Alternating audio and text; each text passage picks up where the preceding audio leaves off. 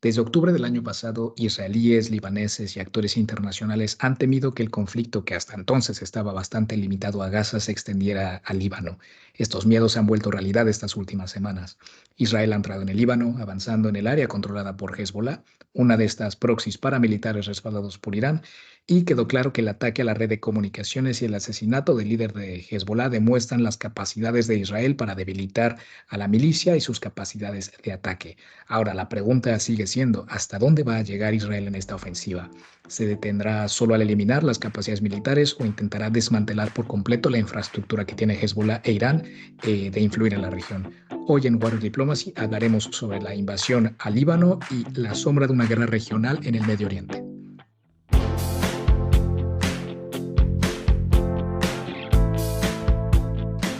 Hola a todos, soy Fabio Almada y me encuentro una vez más en un episodio de este podcast Water Diplomacy, donde hablamos y analizamos sobre los sucesos geopolíticos que afectan a nuestro mundo. Hoy traemos a un par de invitados de vuelta para analizar cómo se han desarrollado las cosas desde las últimas conversaciones que hemos tenido. Y primero que nada, me gustaría darle la bienvenida a Laura Colomé, investigadora principal de la región de MENA, el norte de África y Oriente Medio en Geopol 21, que fue invitada de nuestro episodio en julio sobre Medio Oriente, donde hablamos sobre el conflicto de Gaza y el comienzo de este incremento de tensiones Israel-Hezbollah. Laura, bienvenida de vuelta, ¿cómo estás? Hola Fabio, un placer volver a estar aquí. El gusto es todo nuestro. Y también tenemos a Juan Carlos Pastor, que es profesor de la Universidad Complutense de Relaciones Internacionales, también es vicepresidente de la Sociedad Española de la Iranología, con quien hablamos a principios de año sobre los proxies pro-iraníes en un episodio muy bueno, se lo recomiendo mucho. Juan Carlos, ¿qué tal? ¿Cómo estás? Y también seas bienvenido de vuelta a World Diplomacy. Muy bien, encantado de estar de vuelta por aquí. Es un verdadero gusto poder hablar con ustedes dos de vuelta y volver a tocar el tema que parece que es el que más impacta la política internacional recientemente. Hoy tenemos tres bloques, como en cada episodio del podcast. En el primero vamos a hacer un poco esta actualización del conflicto desde la última vez que tocamos el tema, que fue en julio. Y en el segundo bloque vamos a detallar un poco más sobre el rol de Irán, estas respuestas más directas que hemos visto y pues si creemos que hay si hay la posibilidad de ver una escalada, una guerra regional entre Irán e Israel. Y finalmente vamos a hablar sobre el rol de la comunidad internacional, actores importantes y bueno, si tenemos alguna conclusión general. Y para aquellos oyentes interesados, les dejamos aquí en los enlaces, en la descripción de este podcast, los enlaces a otros episodios que hemos grabado del tema. Y bueno, también recordarles que si les gusta lo que hacemos, no olviden en dejarnos un comentario, compartir este episodio en sus chats, en sus redes sociales, si les gusta lo que hacemos en el programa, que nos ayuda mucho. Así que bueno, sin nada más que añadir, entremos en materia al primer bloque, que es actualización del conflicto.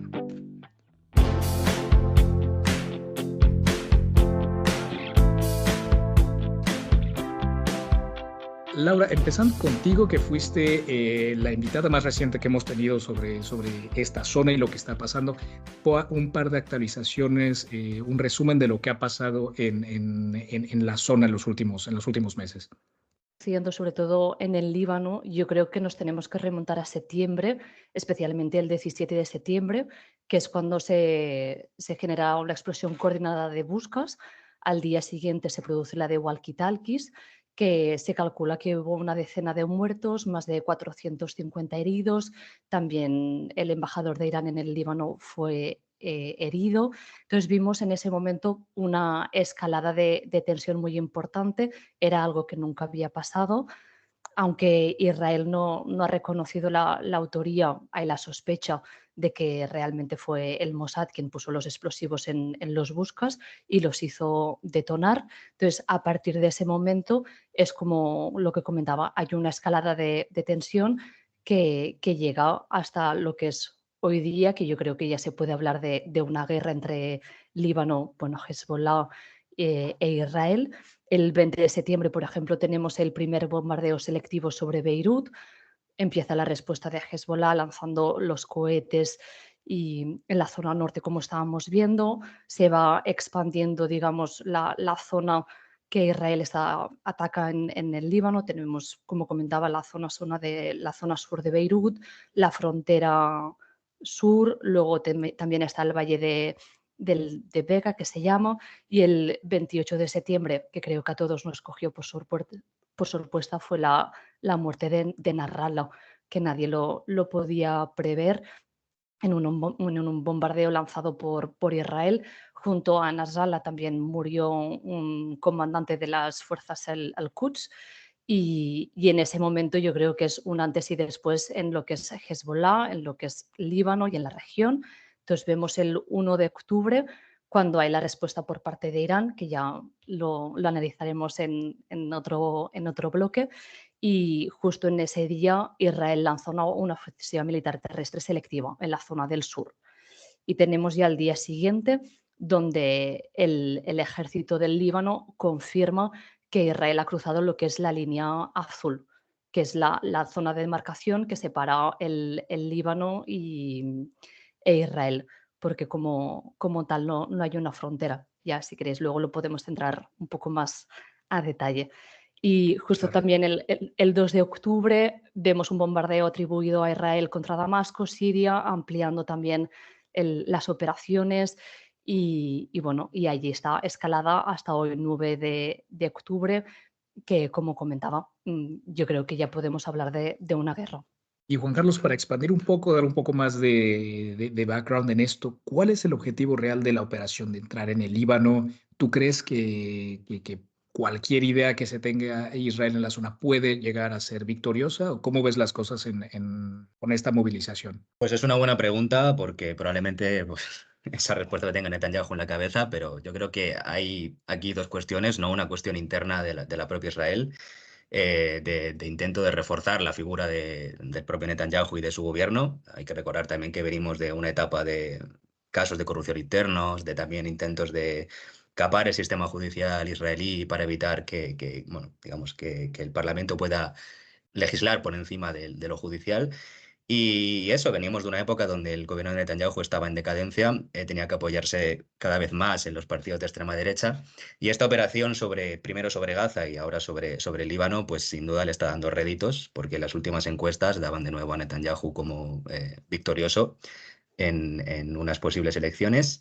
Y luego a nivel externo, pues lo que está claro es que es un intento de eliminar cualquier tipo de amenaza que tenga el Estado de Israel en sus fronteras. Primero fue con el caso de Hamas en Gaza, que ha sido a costa digamos, de la faceta externa del propio Israel, de la imagen exterior, y ahora contra Hezbollah, que también es una manera de recuperar esa imagen positiva a nivel internacional, ya que bueno, Hezbollah es enemigo no solo de Israel, sino de otros muchos países de la región, y también crear ese espacio vital que tanto necesita Israel para sentirse en paz y que los ciudadanos israelíes pues, se consideren a sí mismos como un estado en paz, ¿no? No, claro, Juan Carlos, siento que sin duda la idea es clara, ¿no? Yo creo que ya de llevarlo ahora sí que al final y ver si sí va a ser exitoso o no es la verdadera cuestión que todo el mundo tiene en la cabeza, ¿no? Si ya de por sí después de un año, porque se está cumpliendo más o menos en estas fechas, un año que empezó esta última escalada, esta última confrontación en la zona y todavía no se ha podido terminar con la amenaza que jamás representa, pues ahora llevarlo a cabo contra Hezbollah, que es un adversario completamente distinto que jamás, pues es una pregunta muy abierta y me gustaría extender eso y preguntarte, Laura, ¿tú crees que, bueno, ahora mismo se habla de una operación limitada, una operación secluida a ciertas zonas, ¿no? Muy similar a la retórica que Putin utilizó cuando invadió Ucrania. Entonces me gustaría preguntarte, ¿crees que esto va a ser una invasión a largo plazo? ¿Crees que esto se puede extender, ¿no? Porque abrir una operación limitada, pues eso no implica que se va a contener en cierto tiempo, ¿no? Las cosas se complican y tal. ¿Cómo ves este tema? Sí, yo creo que es importante tener presente que las invasiones al Líbano han sido recurrentes a lo largo de la historia de ambos países. La primera fue en 1978, luego tenemos la de 1982, con el objetivo de destruir la Organización para la Liberación de Palestina y crear un gobierno pro-israelí, pero finalmente solamente lograron lo que es la expulsión de la OLP. Y durante este periodo, además, es cuando surgió Hezbollah, entonces le salió bastante caro la segunda invasión en el Líbano. Sí que es cierto que en 1985 ya se empezaron a retirar, pero no fue hasta 2000 que realmente Israel no se retiró definitivamente del país y se estableció lo que mencionaba anteriormente, que es la línea azul. que es algo muy, como muy característico y un poco singular, porque es una línea de demarcación que estableció la ONU simplemente para verificar que Israel se hubiese retirado. El problema de todo esto para mí reside en que como tal no hay una frontera entre el Líbano e Israel. No está reconocida internacionalmente, tampoco está definida y la frontera más cercana que tenemos es la de 1923, totalmente obsoleta. Entonces, es un punto caliente que a lo largo de toda la historia ha habido conflictos, ya sea por disputas territoriales, hay bastantes granjas que pasan de un lado a otro, tenemos la presencia de Hezbollah, han habido incidentes terrestres, aéreos. Entonces, es cierto que lo que es una invasión ha estado muy presente. Lo único que, claro, realmente Israel ahora mismo se puede permitir una invasión a largo plazo. Parece ser que la cúpula militar y parte del establishment político parece estar dispuesto, pero realmente los soldados y la gente de a pie aguantará otro conflicto con lo que estamos viendo en Gaza, ya con todas las manifestaciones que está habiendo y demás. Y hoy, por ejemplo, ha salido una noticia en Haaretz, que es un periódico israelí, donde 130 soldados han anunciado que se van a negar a combatir, a no ser que el gobierno empiece a buscar un acuerdo para la liberación de los rehenes. Entonces, claro, mi pregunta es, ¿podremos ver más casos como este? ¿Será un escenario que será viable, lo que es un amotinamiento de las tropas? Entonces, yo creo que si en algún momento va a llegar a una invasión, será una invasión lenta, calculada, cautelosa, donde Israel ha aprendido ya de las experiencias anteriores, irán casa por casa, ciudad por ciudad, no será una operación, digamos, relámpago, pero claro, es lo que comentábamos, la comunidad internacional lo permitirá, la opinión pública israelí también. Entonces, esto puede ser un factor que limita bastante la invasión.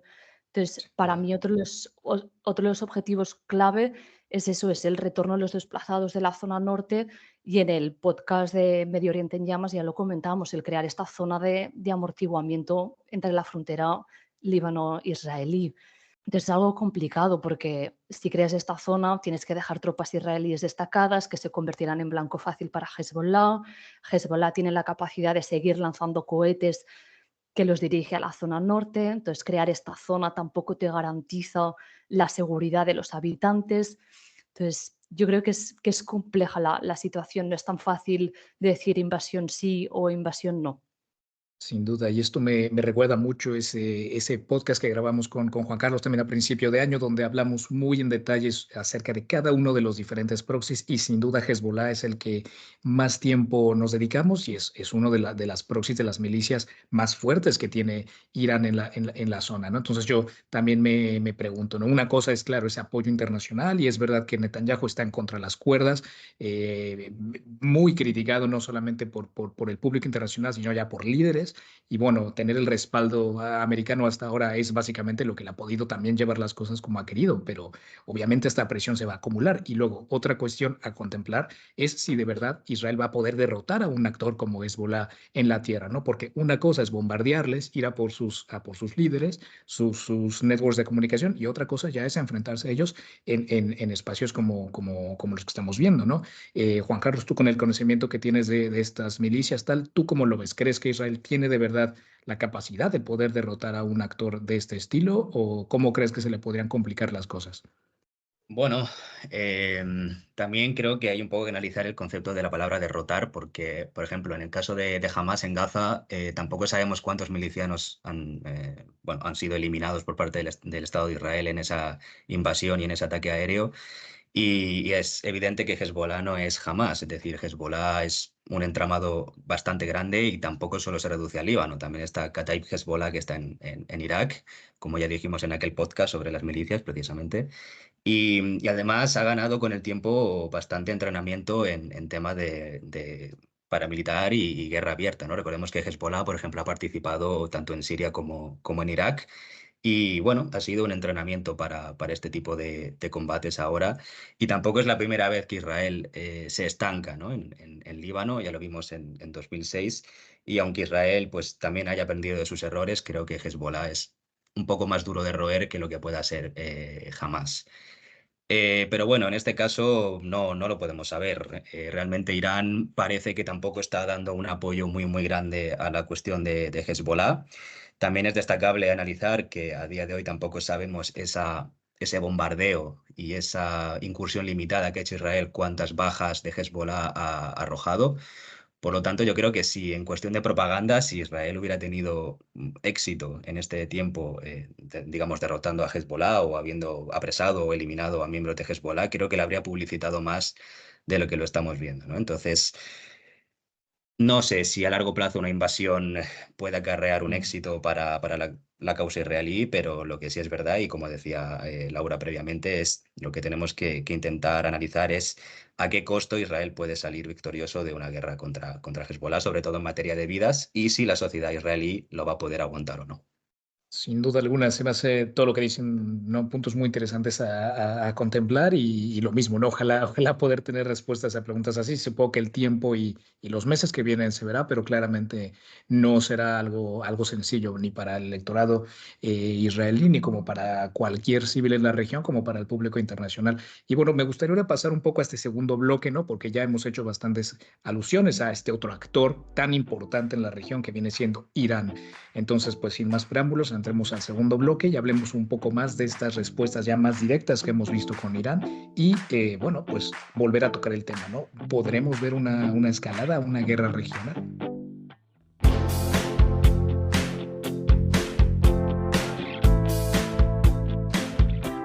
Pues Laura, Juan Carlos, entrando ya en este segundo bloque y pues analizar un poquito el involucramiento de Irán en este conflicto, les pregunto un poco, también dándonos un poco de contexto, Juan Carlos, tú que controlas tanto estos temas, ¿cómo fue la respuesta de Irán ante lo sucedido recientemente y cómo ves que estas cosas podrían o no seguir escalando? Pues sí, a ver, la respuesta, bueno, pensar que Irán no iba a responder es un poco naif, a pesar de que había gente diciendo que Israel, perdón, que Irán no iba a responder a estos ataques. Pero al final un país tan centrado, ¿no? en ser defensivo como es Irán y en mantener una imagen exterior iba a responder a un ataque así como ya lo hizo en abril.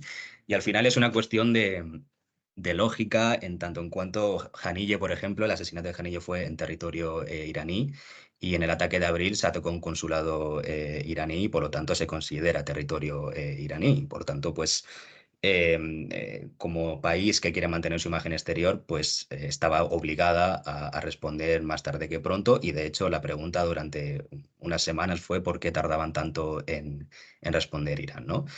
Pero bueno, en realidad a nivel, digamos, geopolítico, el papel iraní ha pasado de ser muy relevante a nivel regional, incluso ha llegado a simplificar el conflicto en ver qué va a hacer Irán para responder a Israel y viceversa, ¿no? Digamos, obviando incluso el papel que tienen otros países como puede ser Qatar y su relación con Hamas o Arabia Saudí, que también es un miembro muy importante, ¿no? del Consejo de Cooperación del Golfo.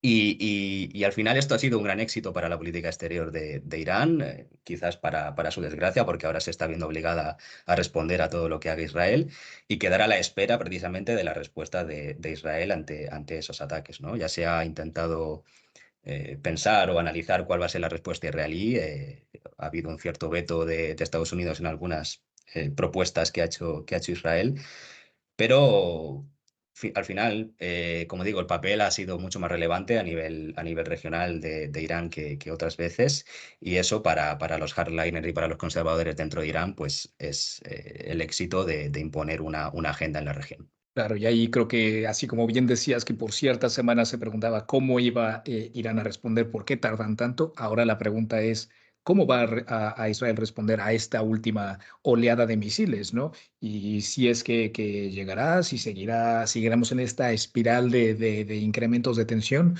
Laura, te pregunto a ti, ¿tú crees que Israel va a responder? O mejor dicho, ¿cuándo crees que Israel pueda responder? ¿Cómo crees que lo hará? Yo creo que es la gran pregunta que nos hacemos todos, si responderá. Yo creo que sí, que le toca responder. El cuándo y el cómo, ahí es la gran incógnita. Se rumorea que hay 2 posibilidades de ataques. Uno sería la infraestructura nuclear, que por lo que se dice Estados Unidos ya se habría negado y, como sabemos, Israel necesita de la aprobación de Estados Unidos para llevar cualquier ataque e involucrarse de esta manera y, digamos, como mover las piezas a nivel regional. Y yo creo que la opción que está más encima de la mesa, y con Juan Carlos también lo comentábamos en otro podcast que coincidimos, es el ataque a instalaciones energéticas, petroleras o de capacidades de misiles. Y esta sería la opción preferida por Estados Unidos. Pero a su vez, y por lo que se ha ido escuchando, Irán, vía Qatar, ha hecho llegar un mensaje a Estados Unidos de que si Israel llega a responder, han anunciado que la fase de autocontrol unilateral habrá terminado y que la respuesta ya no será convencional. Entonces, bueno, será interesante ver qué pasa aquí, y yo creo que algo que también tenemos que tener presente al analizar todo el papel de Irán en la región es que sí se beneficia del apoyo de Hezbollah y Hamas, pero al final sus intereses nacionales van primero. Y, y bueno, y a ver cómo se posiciona también.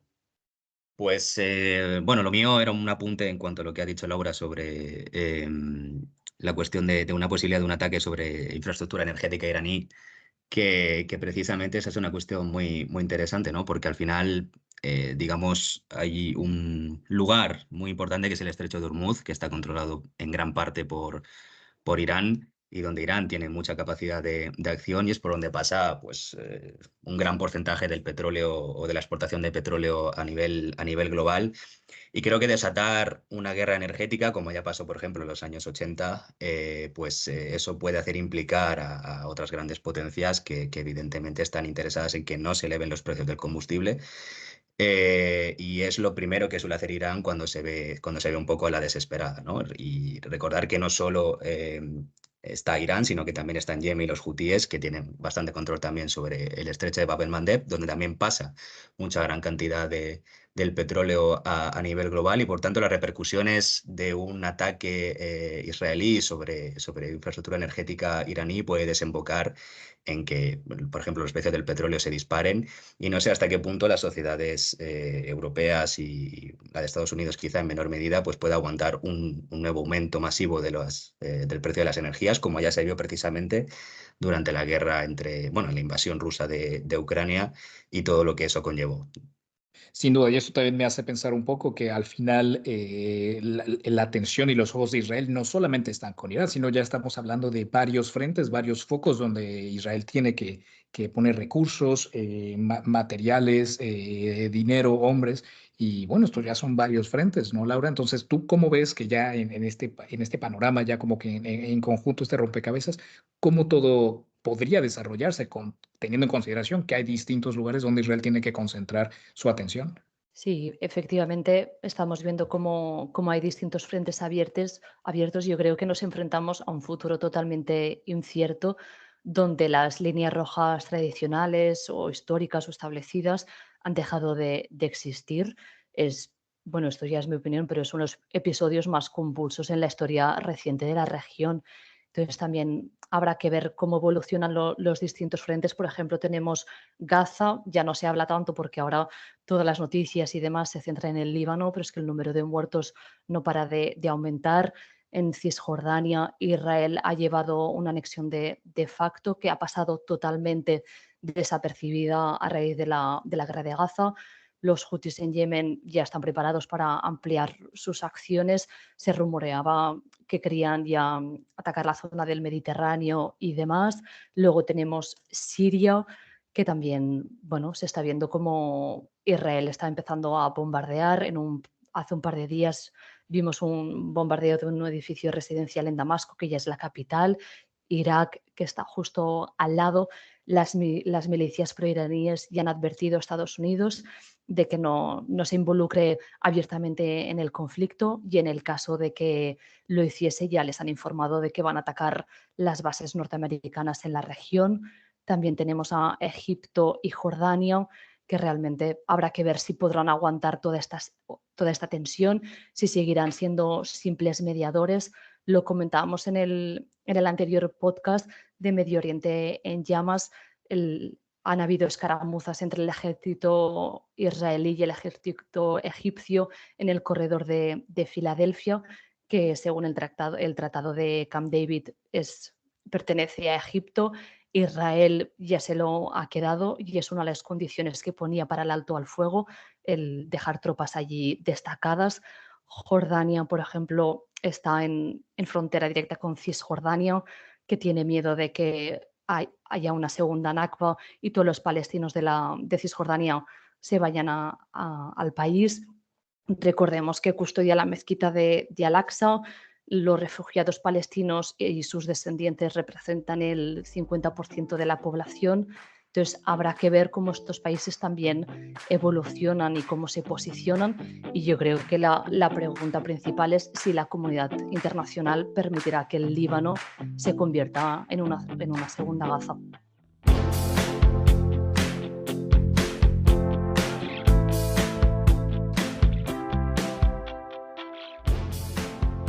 Pues Laura, me parece una excelente manera de haber concluido el bloque anterior y pues abrir este último bloque / conclusiones, ¿no? Que es exactamente eso, ¿no? Cómo la comunidad internacional ha visto estos últimos desarrollos, en dónde empiezan a mandar sus prioridades, quiénes están apoyando qué no, qué van a aceptar o qué no.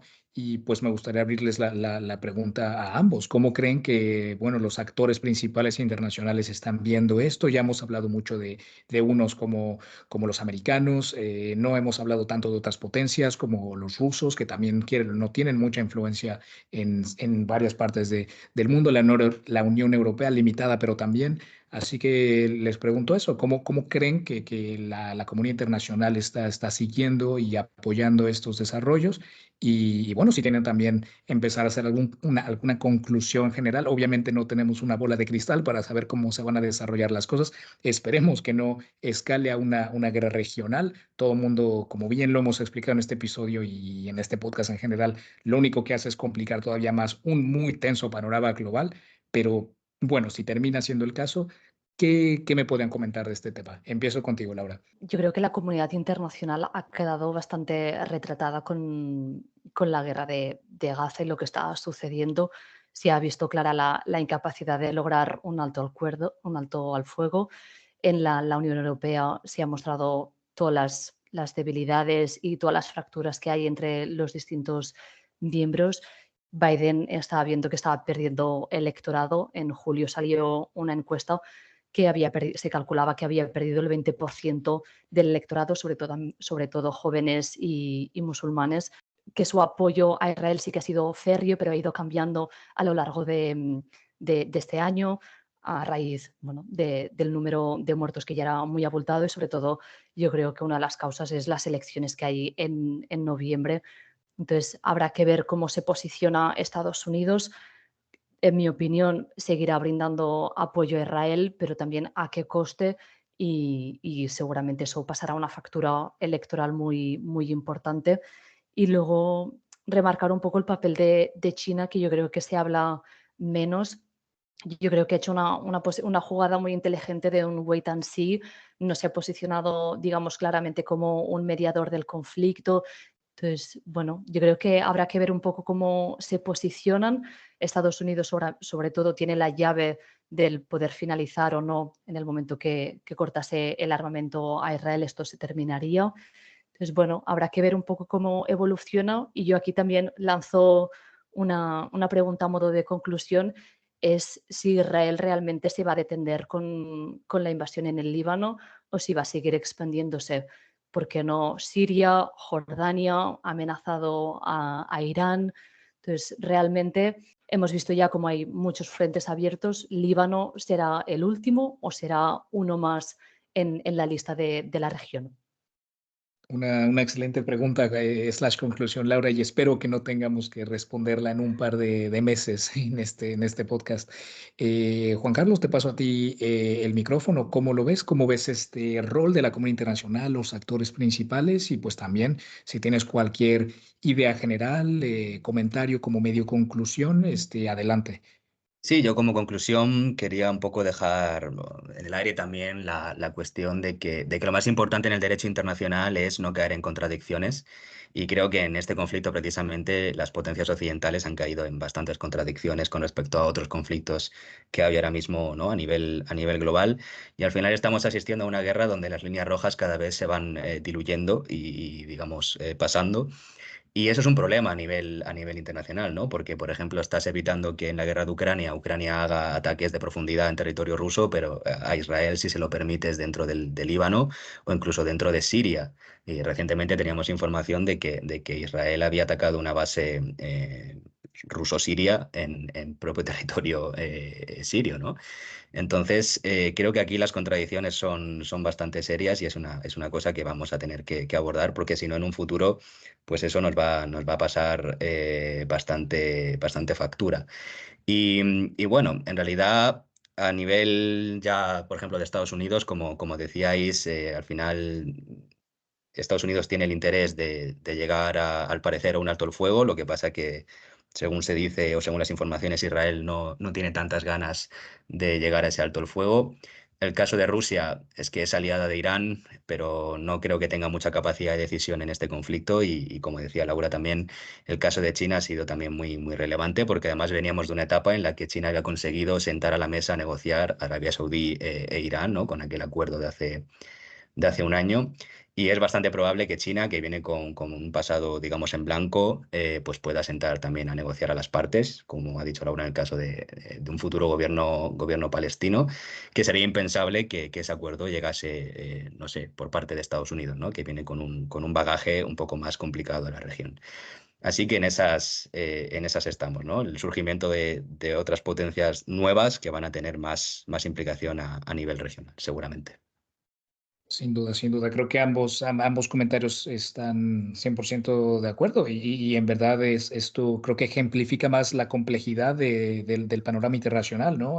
Obviamente la diplomacia siempre se decía que era y es, ¿no? La única manera de resolverlos. Esto creo que no es la excepción, pero lo complejo que es llegar a una solución diplomática, ¿no? O sea, por años se hablaron de estos acuerdos de Abraham, la normalización de relaciones, pero pues claramente la manera en la que se llevó y mover a un lado la causa palestina en este tema, pues fue a lo mejor uno de los distintos motivos por cuales en octubre 7 del año pasado, pues hubo el ataque que hubo y cómo se ha puesto tan compleja la situación en el Medio Oriente hoy en día, ¿no? Otra cosa que rescato de lo que dices, Juan Carlos, es esa como alianza no tan directa, pero clara entre Irán y Rusia, y me viene a la cabeza también muchos artículos que he leído últimamente de lo que se habla, o por lo menos en inglés, ¿no? El axis of evil, ¿no? Como este eje, no eje del mal, pero eje del desorden, ¿no? De Corea del Norte, Rusia, Irán, y sí, cómo están, y China, y cómo tratan de impactar el orden internacional, ¿no? Poner sus intereses ahí. Y creo que ese es un tema también muy interesante a explorar, a lo mejor en otro episodio del podcast, ¿no? Ver qué tan cercanos, qué tan distintas son sus intereses. Y es verdad, ¿no? Que cada actor internacional tiene su interés en todas las regiones. Obviamente el caso de Estados Unidos es de los que más tienen en la mesa y como bien dices, Laura, las elecciones que se vienen en nada, en casi un mes, van a definir completamente no solamente lo que pase en el Medio Oriente, sino la política internacional por los siguientes 4 años, ¿no? Y yo creo que ese es un tema que también claramente tocaremos aquí en el podcast en brevedad. Y bueno, yo poca cosa que añadir, la verdad es que creo que hemos traído a los mejores invitados para hacer este análisis y poca cosa tengo yo que decir en adición a la de ustedes. Pero Laura, Juan Carlos, les agradezco muchísimo una vez más su tiempo en estar aquí, su análisis y de verdad siempre lo digo, espero que no tengamos la necesidad de seguir hablando del siguiente paso de la escalada en tensiones, pero algo me dice que nos encontraremos de vuelta aquí en los siguientes meses.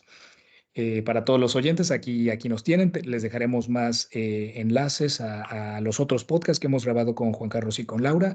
Y también les dejaremos los links a sus perfiles de LinkedIn o los artículos que han hecho para que también puedan ver lo que ellos publican y lo que hablan. Que también escuché por ahí que han estado hace poco grabando vosotros dos un podcast. Así que estoy seguro que también que si tengo mis manos en ese enlace, lo pondré aquí en la descripción.